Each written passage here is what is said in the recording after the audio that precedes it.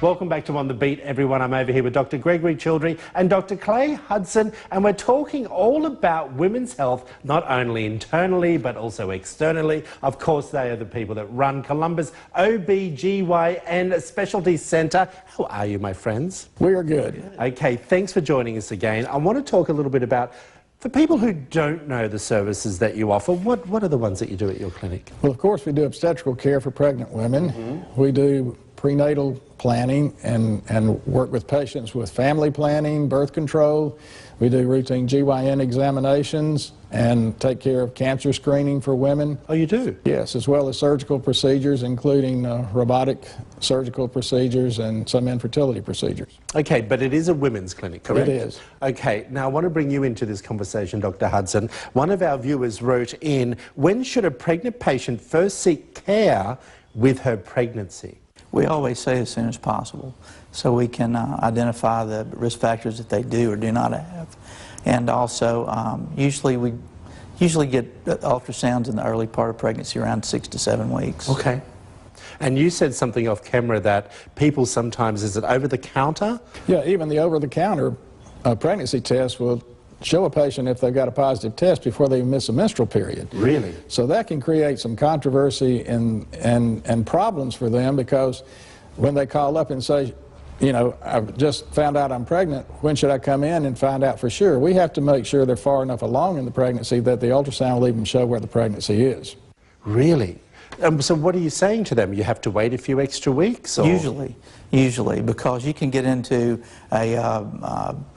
problems with chasing hormone levels and those types of things if you do ultrasounds too soon. Okay, this is a question for both of you from another viewer. Do routine screenings for women have a benefit? For example, mammograms, pap smears, physical wellness examinations? Yes, they do, because we're trying to pick up abnormalities and cancer as soon as possible when it's most curable. And pap smear is still the standard of care for cervical cancer screening. Mammogram still standard of care for breast cancer screening. And physical exam still plays a part, where we find things on physical exam that the patient doesn't even know they have. Okay, you're doing ultrasounds in your... Absolutely. And who's doing them? Both of us. Okay, got you. Well, in this day and age, it's almost impossible to do obstetrics and gynecology without the ultrasound. So, you know, that's a big part of our practice as well. What are some of the concerns out there that you see women, and you want to get that point across about their own health? You know, because we know men don't take care of themselves. What is the message you want to get out to your potential future patients about taking care of themselves? Because mothers just don't.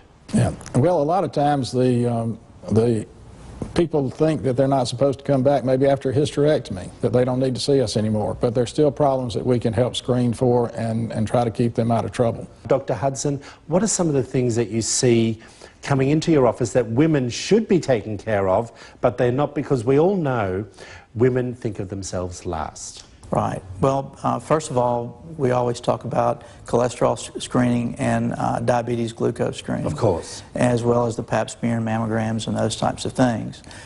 So it's kind of a holistic approach that we use. It's not just, you know, the female issues. We like to look at everything, and blood pressures and those types of things. Okay.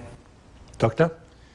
Urogynecology, which is a field of women's bladder function as well as the female function, is something that a lot of women come to us for because they have trouble with bladder control or issues with their bladder, and we help try to evaluate that and treat their problems as best we can. How are we going in the state of Mississippi when it comes to breast screening for women? Are we behind the national level, or are we on par? Well, in our area, we're on par. We have in our area mammogram screening devices that are the standard of care, as well as ultrasound for the breast and MRI treatments for the breast.